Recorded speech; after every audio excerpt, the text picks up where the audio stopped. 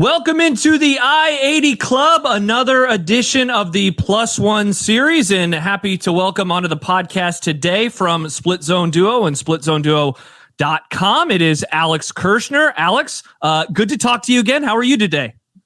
Doing well, Josh. Good to see you. Hope you're having a wonderful Tuesday. Absolutely, I am. Before we dive into the college football season so far, I did want to ask you about SCD because we now on the I-80 Club, we have moved into our third season of covering Husker sports primarily. This is your fifth year doing SCD overall, fourth year with some sort of paywall, whether it was on Patreon or now on Substack. Is this like when you and Godfrey and Richard Johnson got together a few years back? Is this like what you were hoping that it would turn out to be 4 or 5 years later? Or given that it was 2020, I mean, how far in advance were you even thinking at the time? Yeah, not very far, to be honest. I mean, we all used to work together at SB Nation, and you remember those days of the early pandemic where there weren't a lot of media jobs being created or offered up, and Richard and I had just lost our gigs at Vox Media, where SB Nation was housed out of. So we were just looking for something to do and, maybe possibly make a little money if it worked out. But we've been really blessed, as it seems like you have been, to have an audience that has stuck by us and given us a chance to talk about football for a living, which is pretty cool. Certainly beats working. And we're having a blast. But I guess probably not as much fun as Nebraska fans are having this month. Yeah, it's been a wild few weeks around here, especially given that we started the pod in 2022. So my co-host Jack Mitchell, he was, I think, bullish, but maybe as a bit on Nebraska having a good year under Frost, and then he was fired 2-3 weeks into the season, and everything changed very, very quickly. And so it's nice to finally cover a good team for once. One more on SCD before we dive into the sport.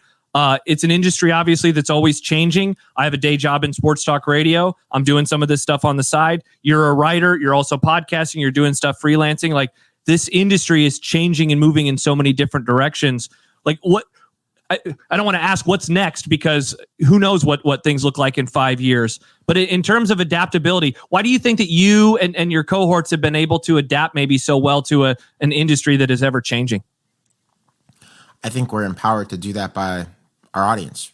I hate to use the word empowered. It sounds a bit consultant speak, but having an audience that's been very loyal to us and has stuck by us and helped us grow the show has meant that we haven't had to get stuck in any particular manner of doing things. We don't have to worry necessarily about if we keep the same, if we move out of a format that we were using 3 years ago, are the people who listen to the show just going to say, screw you guys, and walk away?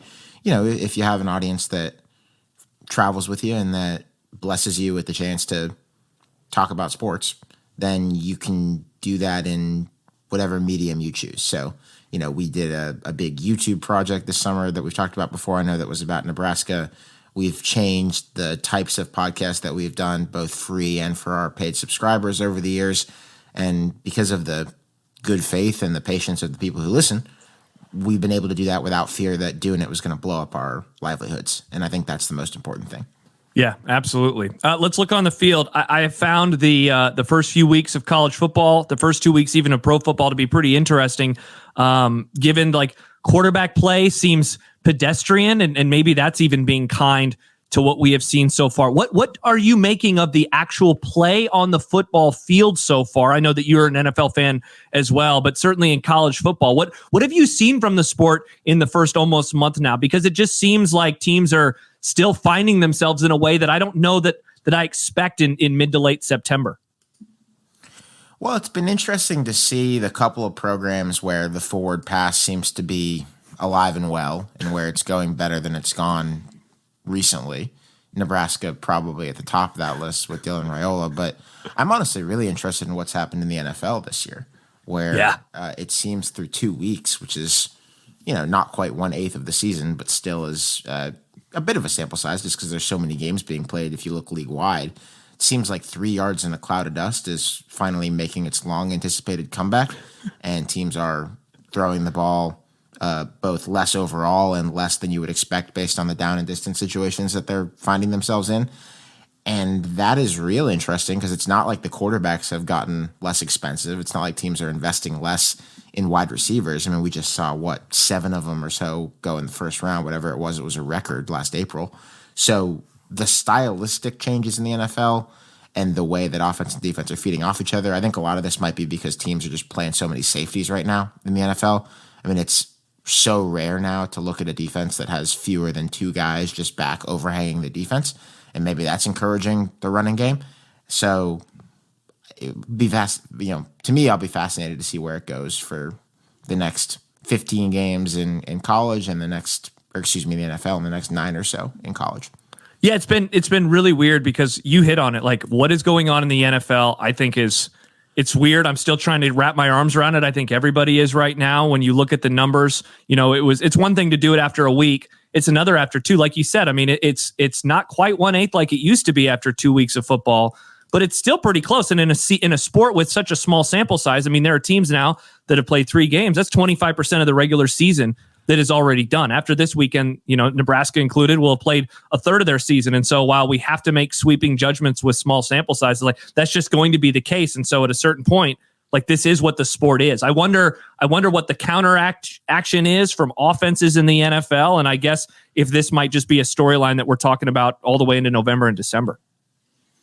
Yeah, it's always funny to me when you start to form opinions about the college football season 3-4 weeks in and people say, well, it's just been 3 or 4 games. And I was like, well, yeah, but this is how it goes. This is a sport with 134 teams just at the top flight.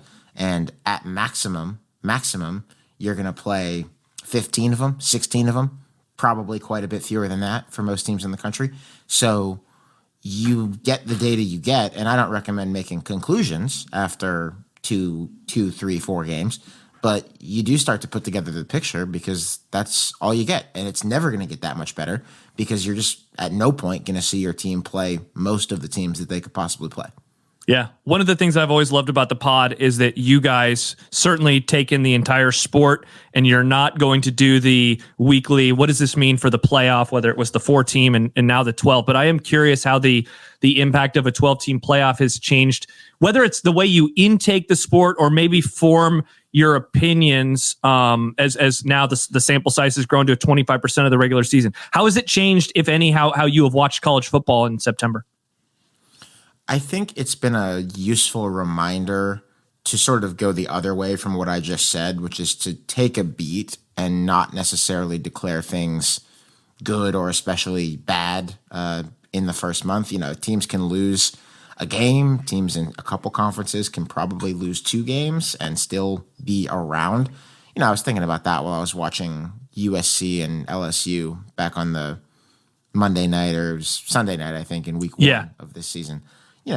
Obviously LSU was devastated not to win that game, but you understand that the way the sport is structured now for the blue blood programs that have a sincere goal of playing in the playoff, a September loss just isn't quite what it used to be. There's just more margin for error. And I think the other part of it that's been nice is that it feels like there is a little extra energy around high-level group of 5 games this year. Feels that way. Just with the understanding that somebody from those conferences is going to get a look and get a chance to play in the college football playoff. And is it going to be as the 12th seed with a really long road to hoe? Absolutely. But there is something cool about a UNLV Kansas game on a weeknight having a sincere impact on the playoff race, or a Texas State, Arizona State game having a real impact on the playoff race. That has never been the case before. And it's nice to have a little something higher to kind of attach to those games, I think, and it helps sell those games. It helps get more people interested in them. Yeah, for sure. I want to ask you one more question before I get to Nebraska. But this kind of ties into them a little bit because you've done a lot of research, I think more than most national people, into the program's history, certainly in recent years. Given the Dead Letters podcast episode, you had a chance to talk to Aaron Sorensen, who covers the program locally here, about their history. You did the Dead Letters video on YouTube this summer as well. And so I use that as a wind up to ask you, is Wisconsin entering into their Bill Callahan era? because I know that a lot of people around here, it wasn't so much the Fickle hiring, it was the Phil Longo hiring as OC of like, ooh, that's interesting. Why would they want to move away from what they have done? I'll be honest, Alex, I thought that they were going to. He ran the ball really well. His offenses ran the ball really well at North Carolina. So I wasn't someone who was saying, panic, panic, panic. And yet the early returns, I know there's a lot of frustration up there. What do you think about that idea of them being in the Bill Callahan era and maybe finding themselves, moving away from what made them Wisconsin for so many years? I have been surprised that it's worked as poorly as it's worked offensively for them in the year and a quarter of Phil Longo running that offense for Luke Fickell. My impression before we saw him play a game last year was that you would look at Wisconsin throughout the season and there would be some games where, they're not running the ball enough. They're not playing to their recruited strengths enough. And it doesn't look like Wisconsin and there should be more fullbacks on the field. But I figured that you would look up 8, 9, 10 games into the season and see, actually the offensive output here has been pretty good. It's been better than it was the last few years under Paul Chryst. And that just hasn't happened. It's been worse. And so I assume that this is not an experiment that's going to last that long, given how badly it has gone for the first year and change. I think with Tyler Van Dyke being gone for the year with an ACL tear, it's going to get worse. But I think even if he were still healthy, this does not look like a good offense at all. And so your Callahan question is interesting. I hadn't pondered it, but there are worse comps based on what we know so far. There are worse comps. I think it might be a little early because Luke, the one thing that Luke Fickell has that Bill Callahan didn't is a track record of being a high-level college head coach in the recent past, very recent past. And so perhaps it's premature, but I don't think it's a ridiculous comparison, especially when you think about the sort of deviation from the long-time identity of the program and how poorly it is going. Yeah, I've been trying to figure out if he will turn into one of those G5 to power conference hires that in the moment seemed so obvious to be good, and then it will oddly turn into something where we're like, wow, I wonder why that didn't work out. I mean, certainly the Longo hiring would be something that people point to. I also wonder, and we've talked about this locally here with Nebraska, like what is Wisconsin's place in a divisionless Big Ten when they don't have the Big Ten West anymore? Like what is their spot in college football? But you hit on it early in your answer. Like I've been very stunned to see it look like this. This isn't year 4 of not having the Big Ten West. This is the first year, and they it seems like they're just spinning their wheels right now.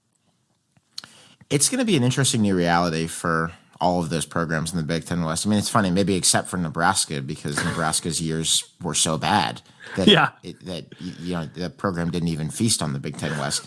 But it's going to cause some reorientation long-term for Iowa as well. I think it has to. It's funny that this year Iowa's schedule broke so favorably that I feel like it doesn't. And I think that Iowa, if they hadn't lost to Iowa State in the Cyhawk game, would be a program that we'd be looking at kind of closely for a playoff spot right now. And I still don't want to completely rule that out. But it's a new world. And when you don't have, I'm not going to say a free ticket because only one out of the 7 teams got it, but a very gettable ticket to Indianapolis, how does that change? By the same token, playoff expansion definitely makes things a little bit more attainable. So I don't want to say that washes out the loss of the Big Ten's divisional structure, but the interplay between those two things is going to be something to watch over, 3, 4, 5, 10 years. Thinking back to the offseason, Alex, as we talk about Nebraska now, you guys seemed like you were fairly positive on where things could go with Nebraska's program. I think that we were all excited about Dylan Raiola and what that would look like. Has anything surprised you about their performance so far? I know that they've really only had one kind of meaningful national game, of course, that being versus Colorado. Illinois on Friday night, I think, is going to be a great data point. What have you seen from them? So are they a good team? Is 2024 Nebraska finally good for once? I think this is a good team. I'm very confident that it's a bowl team, and I think it's an upper half Big Ten team. I'll wait to get more bullish than that because I think the offense is obviously still miles behind the defense. It does strike me, though, that with a true freshman wonderkind quarterback like Dylan Raiola, that the offense should be much better in a month than it is right now. Yeah. And so, I don't want to imply that Nebraska is a finished product right now. I think what's been a pleasant surprise, or maybe not a pleasant surprise, but a pleasant confirmation of something that I suspected, but that you have to see it, is that the receiving core just looks much, much, much, much more competent this year than it did last year. And when you add Isaiah Nayor and Jamal Banks, guys who have played elsewhere, and it had been a few years for Nayor. I mean, he had played at Wyoming. He'd been good. He was hurt at Texas, so he never really took off.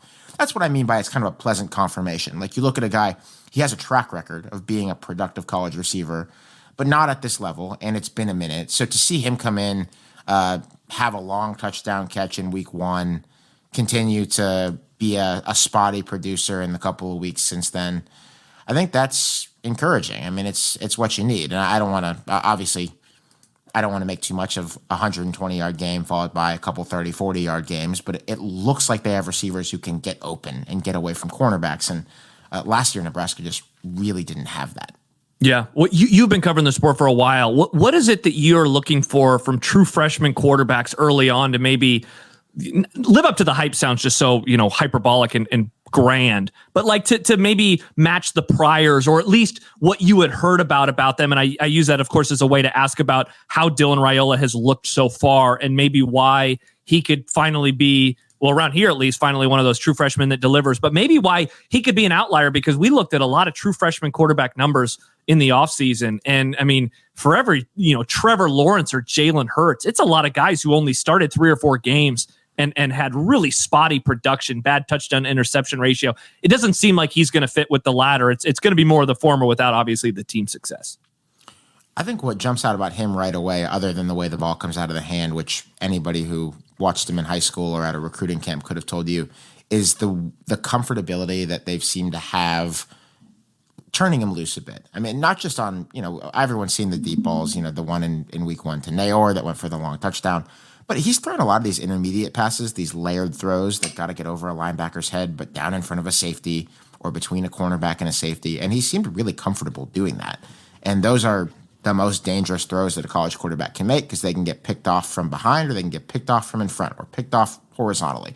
There's just a lot of different places where trouble can come from when you are opening the playbook and giving a quarterback that much leeway in his first 3 weeks as a college player. And Dylan has looked totally fine, better than fine, good in those areas. So it would be pretty surprising, I think, if he did not develop into one of the best quarterbacks in college football. Nothing is guaranteed. Totally could happen. We've seen it. I mean, God, look at what DJ Uiagalelei looks like right now on his 3rd school and in his 4th season as a starter, maybe his 5th season of college football. So no guarantees. Things could always go bad.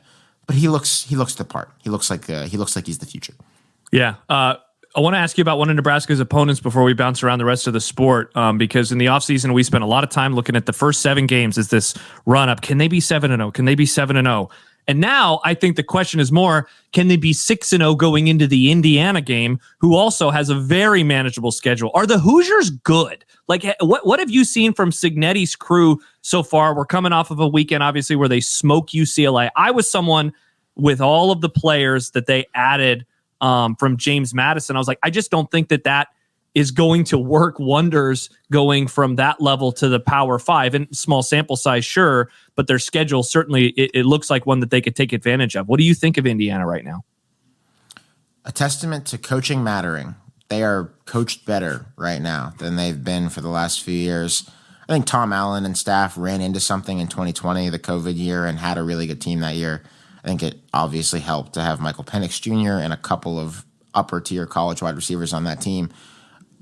I think that Indiana I know that Indiana is better. And I think that this is going to be one of the better Indiana teams that you've seen.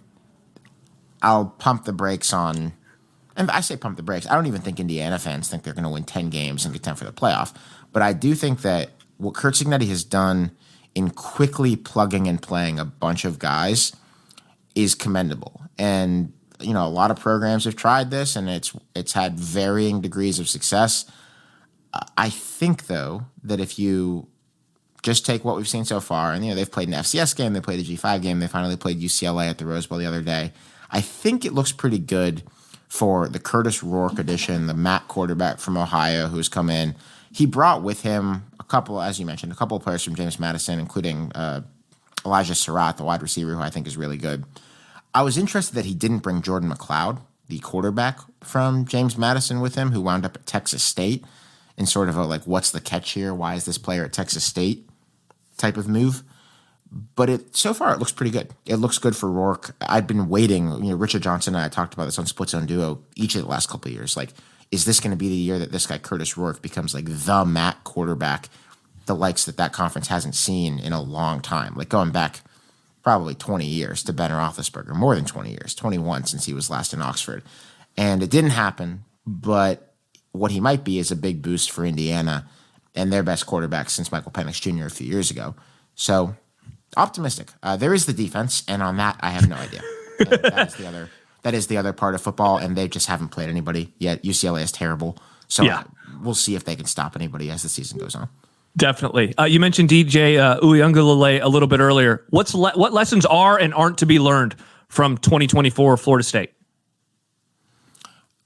I think there's a cautionary tale here about how to use the portal for a quarterback. You can use the portal for a quarterback. I mean, Jordan Travis came out of the portal from Louisville, but there's no substitute for quarterback development, and you should look pretty skeptically on a third school transfer quarterback, especially a third school transfer quarterback who could not hack it at your main peer program, Clemson, 2 years ago. I mean, that seems like a fair lesson to me. The thought that a guy who was essentially by the end of the year beaten out by Cade Klubnik at Clemson could then come in and be a playoff caliber quarterback for a program of similar talent in the same conference after a year as doing an externship with Jonathan Smith at Oregon State was a little bit fanciful. And there's no substitute for developing quarterbacks. I think it's crazy that it seems like they're going to keep playing DJ in the next week at least. He's on the depth chart against Cal this week to be their starting quarterback. I don't get it. It's a lost season. Their goals are obviously miles out of reach at this point.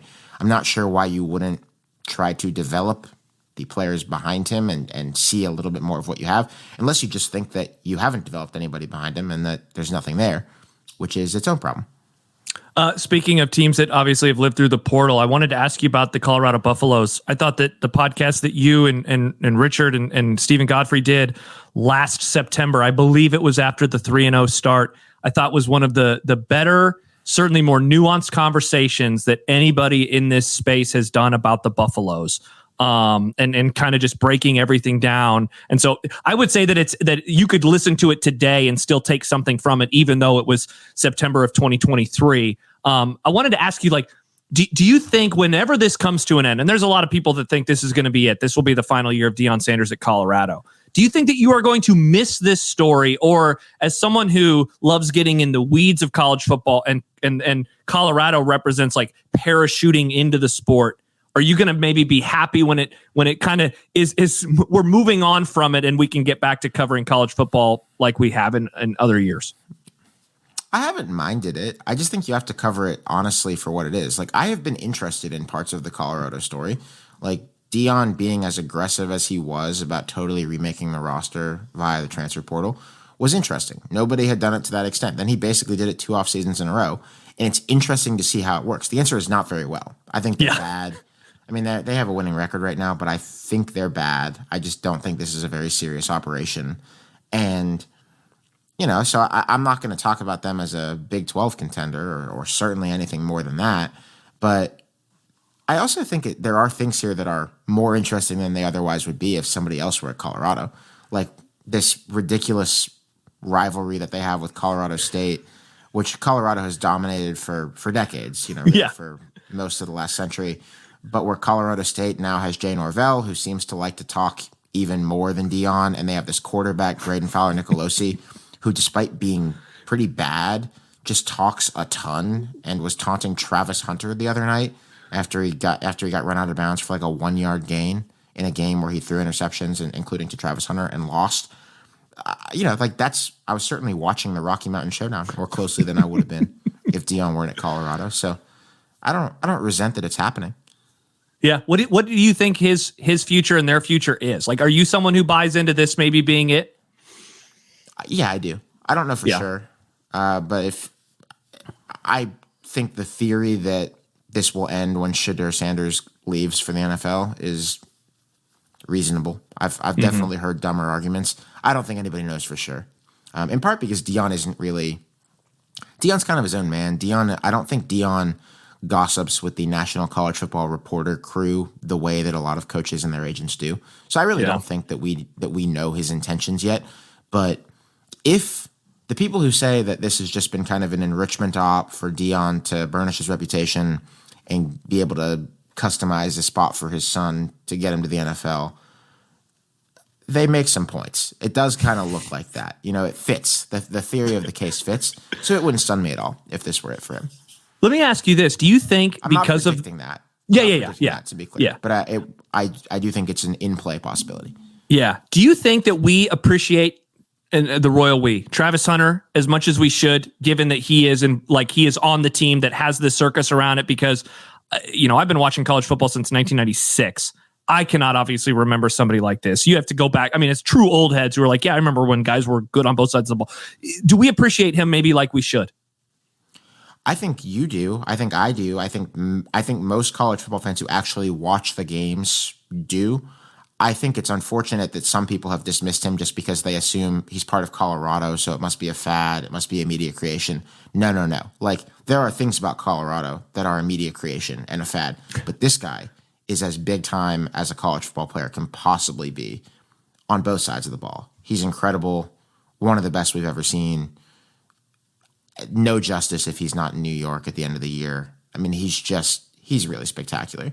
Yeah. And I don't think we should lose sight of that because he is playing for Colorado, and we might be sick of the way that Colorado has been covered. Yeah, he's awesome.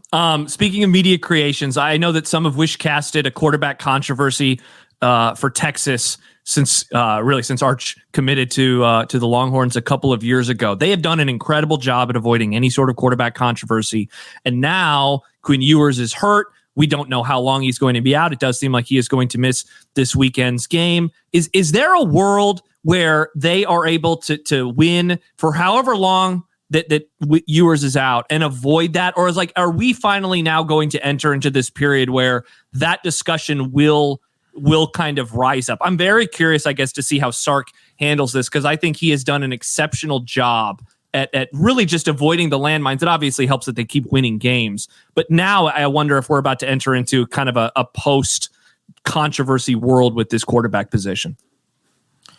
I think we may. I think the conversation is going to happen. Arch Manning is not going to lose to ULM.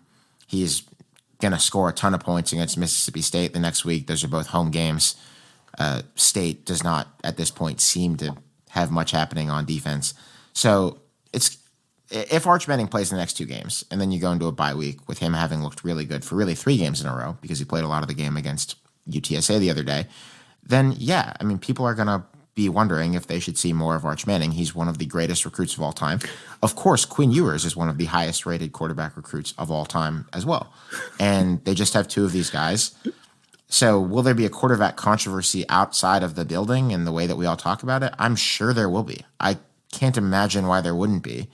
The thing that I do think Steve Sarkisian has earned the benefit of the doubt on, and Texas has kind of earned the benefit of the doubt on as a collective ecosphere in the last couple of years, is that I don't think there's any reason to think that that's going to bring about the doom of their season, like the locker room splitting apart and Texas not being able to get behind the horse they pick and go and win games.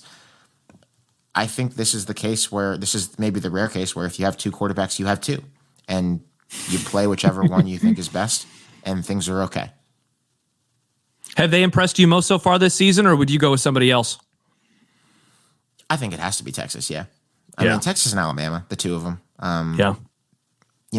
We've seen little hiccups from Georgia and slightly bigger from Oregon. And I think if you look, we haven't seen anything really from Ohio State just because of the way the schedule is shaken out. So of those 5 teams that I think most people looked at before the year as the top 5, Texas is the one that's both played sort of a little someone. I just say a little. I think UTSA might not be very good and shown out and just looked really spectacular. Ohio State, kind of the same deal, but I'm not sure how much I'm gleaming from Akron or Western Michigan or whatever it's been. And I'm interested to see where that goes for them as they play, the Iowas and the Oregons and the Nebraskas of the world. I mean, the Ohio State schedule gets really thick in about 3 weeks, but I'm not sure what we're going to learn until that time. Would you bet on Tennessee or Ole Miss being the usurper? Like, which of those teams? Because they have also played nobody so far. Tennessee, I mean, it's just what they did on Saturday.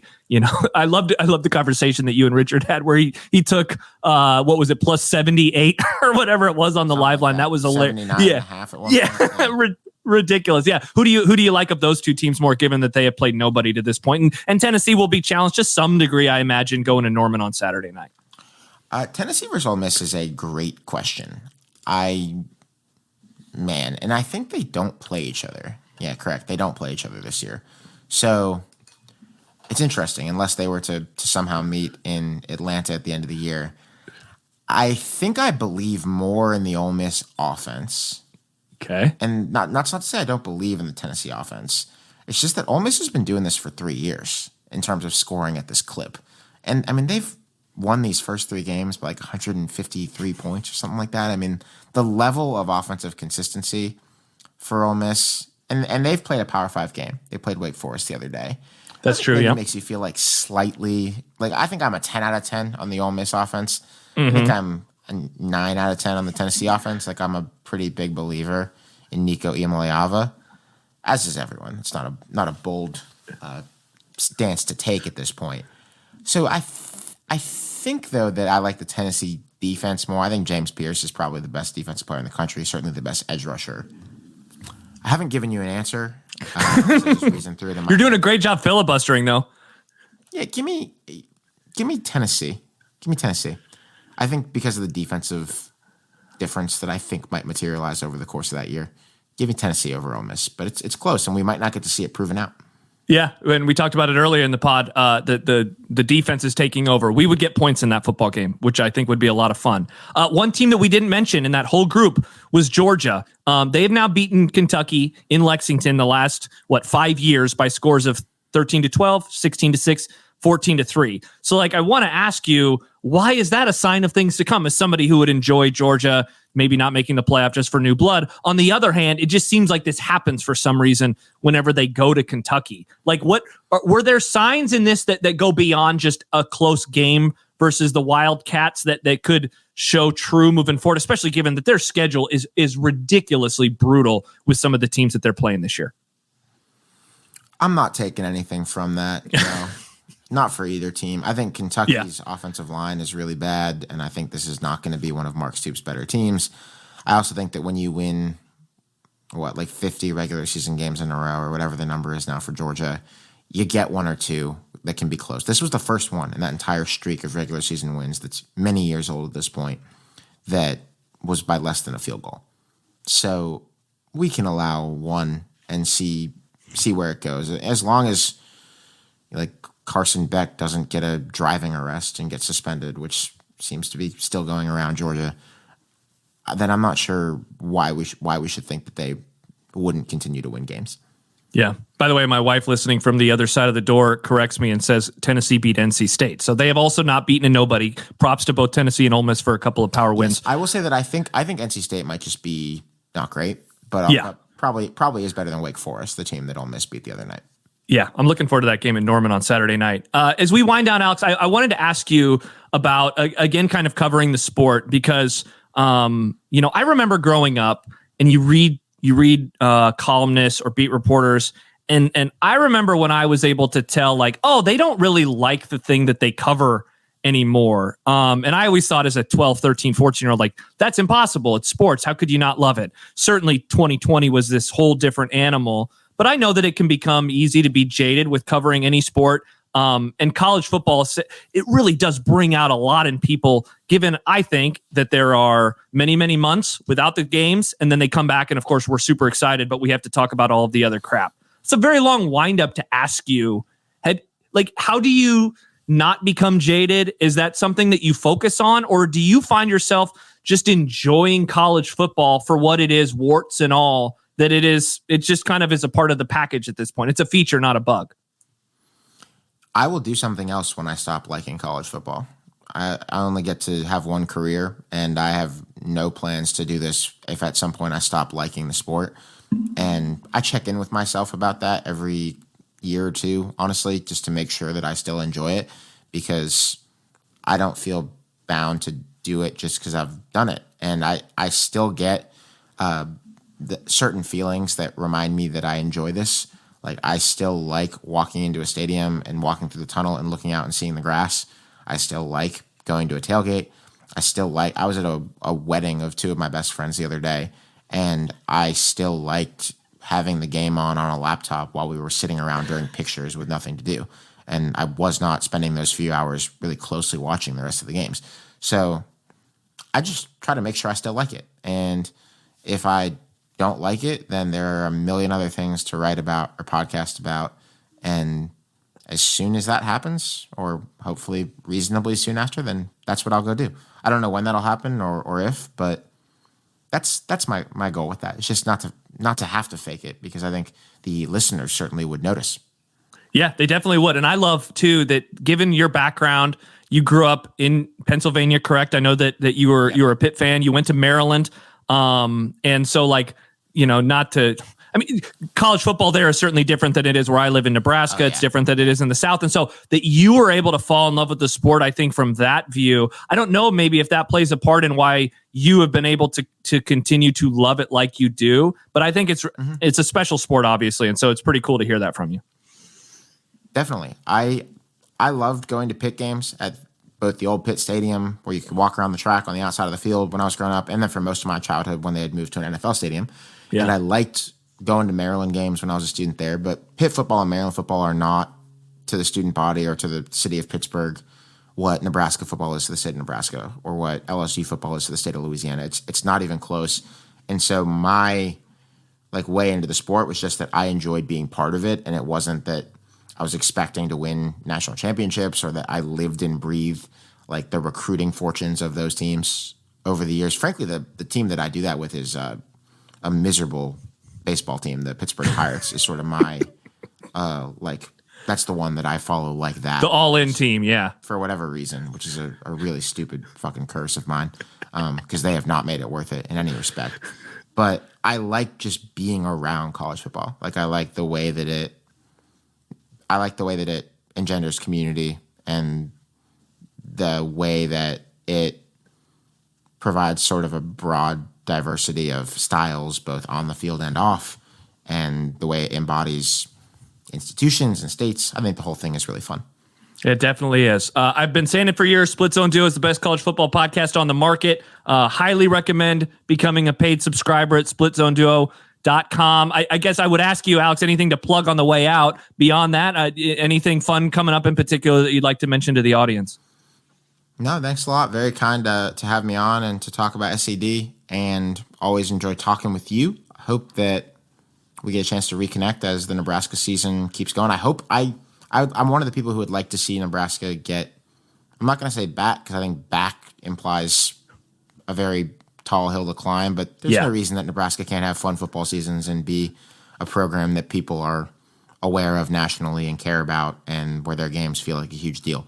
And feels like we're on the precipice of that. So hope we get it. Absolutely. From your lips to God's ears. Alex Kirshner, splitzoneduo.com, joining us today on the Plus One podcast. Other guests coming up over the next month or so. Max Olson from ESPN is going to stop by. Doug Marie from Kings of the North.